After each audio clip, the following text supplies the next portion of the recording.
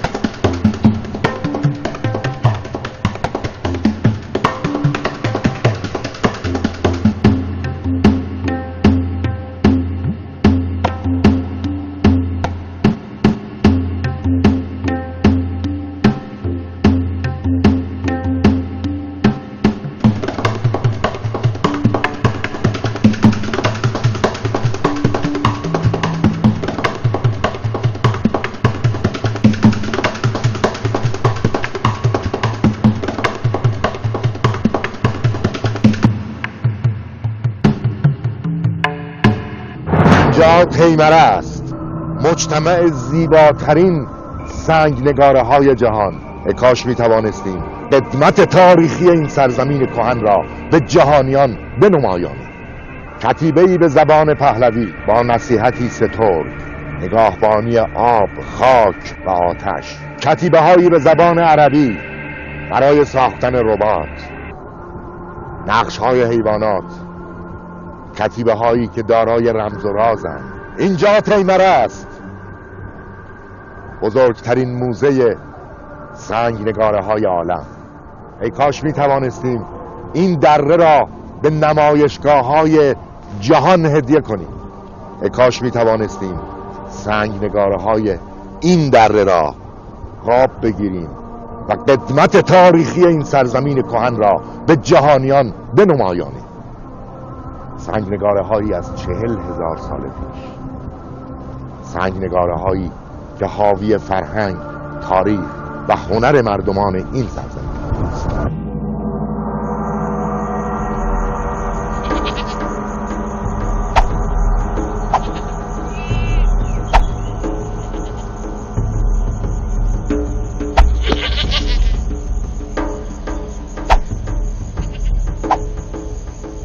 به راستی سنگنگاره چیست؟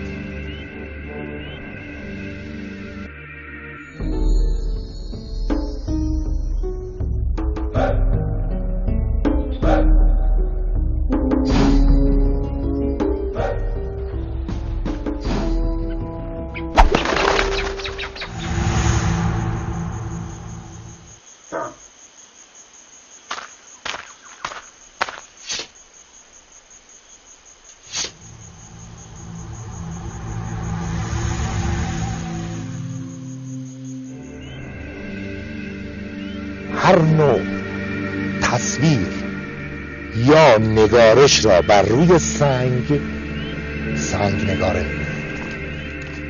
غربی ها به هر تصویر یا نگارشی که با رنگ یا امثال آن بر روی سنگ صورت گرفته باشد پیکتوگرافز، و اگر تصویر یا نگارش بر روی سنگ حکاکی شده باشد پتروگرافز یا پتروگلیفز.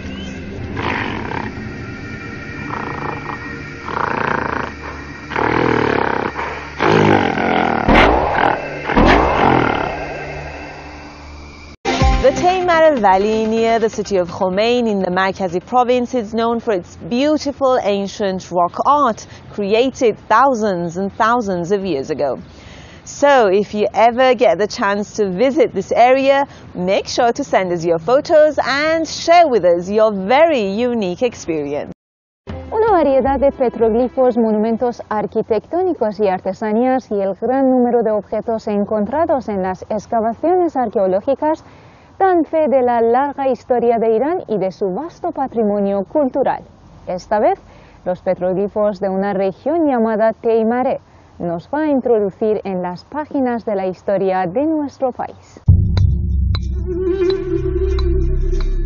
En medio de la duda y la certeza, y en el corazón de las montañas firmes, se observan signos que reflejan las primeras creencias del ser humano y que con el paso de los años se han convertido en un misterio.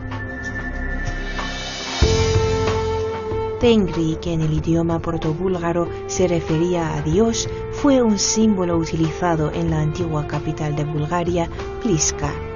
También se observa en la crucifixión de Jesucristo, o en una pieza de cerámica perteneciente a la Edad del Bronce, o en una urna hecha en el siglo IX a.C. Y también, mucho antes que todo esto, se utilizaba en Irán. این نماد در مجموع یکی از نشانه‌های خط پروتوایلامی یا لاینر هستش که در ایران به فراوانی می‌بینیم و چون کهن‌تر و فراوان‌تره ما برداشتمان بر اینه که این نماد از فلات ایران، از مرکز ایران به جای جای دنیا برده شده و من بررسی‌هایی که داشتم دیدم در کاخ بلقیس متعلق به قوم سبا روی سنگ‌های کاخ بلقیس هم این نماد دیده میشه که از اینجا باز به شبه جزیره عربستان هم برده شده.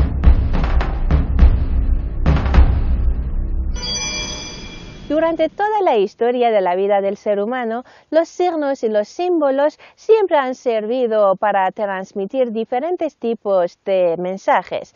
Por ejemplo, algunos de estos símbolos se usaban con el objetivo de comunicarse. Pero hoy en día los petroglifos en su mayoría lo que hacen es abrirnos sus puertas a los tiempos muy lejanos. In 2008, archaeology experts from the Netherlands visited the site with Mohammad Nasserifard. It was in the same year that Dr. Nasserifard formally announced the existence of over 23,000 ancient samples of rock art at 31 historic sites in the Markazi province. The majority of these rock etchings were discovered in mountains to the east of Khomein County in Teimare, where you can find the oldest known petroglyphs and cup marks in Iran. Samples that have been dated back from about 250 to as early as 40,800 years ago using mass spectrometry.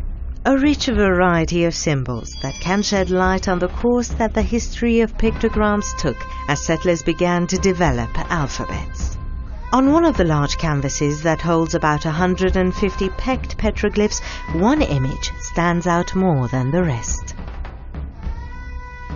بعضیا نظرشون بر اینه که این انسانی که کمند اغراق شده و فوق‌العاده بزرگی داره نمایه از پهلوان بزرگ و شناخته شده سومر یعنی گیلگمشه که نشان میده بزرگی و توانمندیشو و دو تا حیوان اسطوره‌ای از اون محافظت میکنه.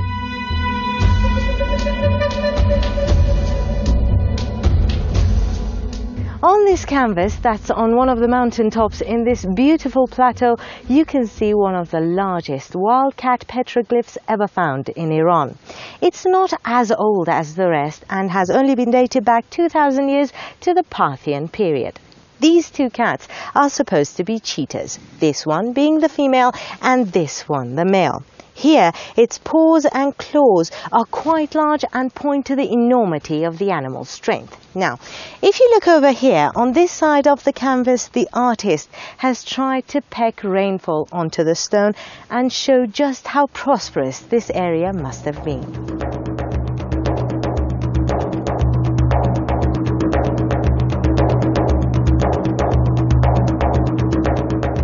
The The motif that shows up in almost identical forms as a key component of rock art across the planet is the ibex or mountain goat, also seen in India, America, Kyrgyzstan, Saudi Arabia, and other locations.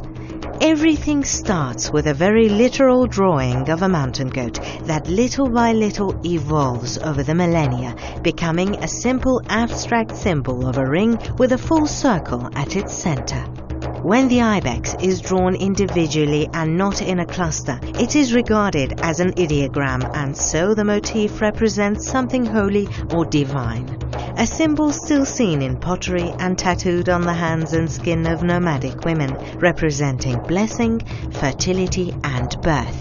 This seemingly blessed animal also surfaces in tales of old, such as the story of Mash and Mashiane. میگه خداوند کیومرث رو بر زمین فرستاد و تنها انسان روی زمین بود. 23 یا 40 سال بر زمین زیست کرد، سپس با اهریمن زشتی ستیز کرد و به دست اهریمن کشته شد. وقتی کشته شد 2 قطره خونش بر زمین ریخت و از آن یک ریواس 2 شاخه بروید. اینها بر هم تنیدن، بر هم پیچیدن، از یک شاخه آن پسر زیبای جوانی به اسم مش و شاخه دیگرش دختر زیبای جوانی به اسم مشیانه متولد شد که در کتاب آثار الباقیه ابوریحان بیرونی، تاریخ طبری و تاریخ مسعودی میگه ماری و ماریانه. بعد از اینکه اینها از ریواس متولد شدن، خداوند یک فرشته رو احضار میکنه، میگه تو وظیفه داری در قالب یک بز کوهی سپید رنگ بری و به اینها شیر بدی.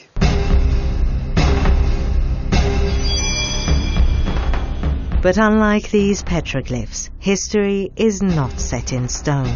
Every year, archaeologists find new hidden messages in the cultural and ancient heritage that have been left us by the ancestors. Hopefully one day we will be able to unlock and decode all their secrets. This is Gulnaz Farnudi for Iran.